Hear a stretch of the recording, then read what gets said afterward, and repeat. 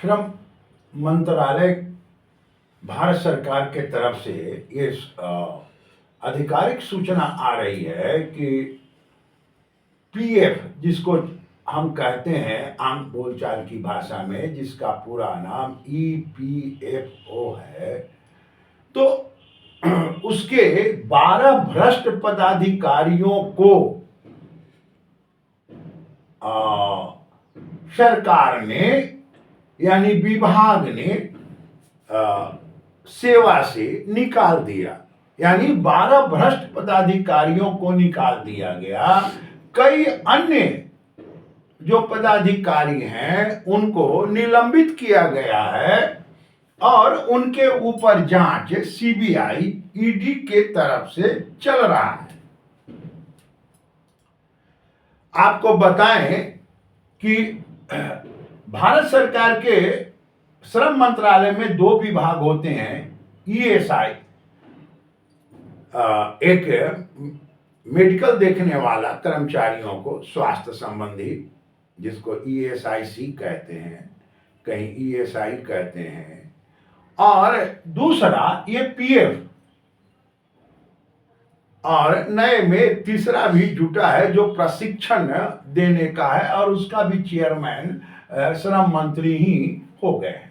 तो अब आप देखिए कि ये जो विभाग है पीएफ वाला, हमने एक नीचे आपका लिख दिया है पटना उच्च न्यायालय।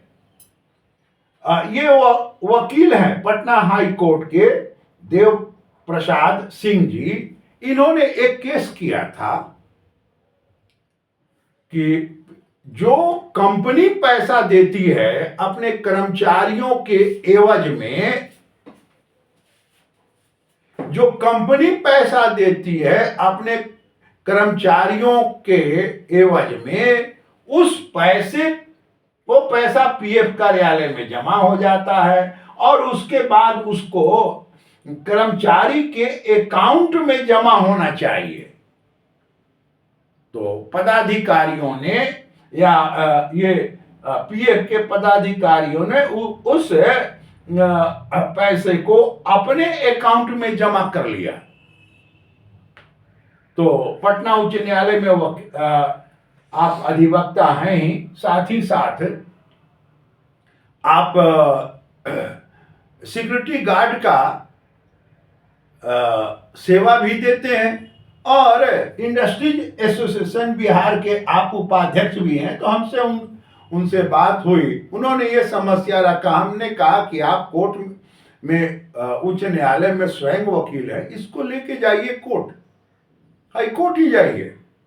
और उच्च न्यायालय ने, पटना उच्च न्यायालय ने उसमें फैसला दिया था बैंक को भी और ये 6 पदाधिकारियों को भी बिहार का, कि अगर आगे से ऐसी कोई भी हरकत हुई तो हम आपको बर्खास्त कर देंगे और 1 महीना के तहत ये जो पैसा आपने रखा है अपने खाता में, उसको कर्मचारी के खाता में डाल दें।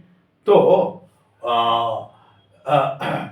आपके समक्ष हम इस विषय को इसलिए ले आए कि जब ये समाचार आया तो मुझे स्मरण हो गया कि हम लोगों के साथ भी संगठन में इस तरह की बात आई थी, उसमें ये कोर्ट का आदेश था। तो भारत सरकार ने, श्रम मंत्रालय ने पीएफ के 12 भ्रष्ट अधिकारियों को सेवा मुक्त कर दिया। नमस्कार।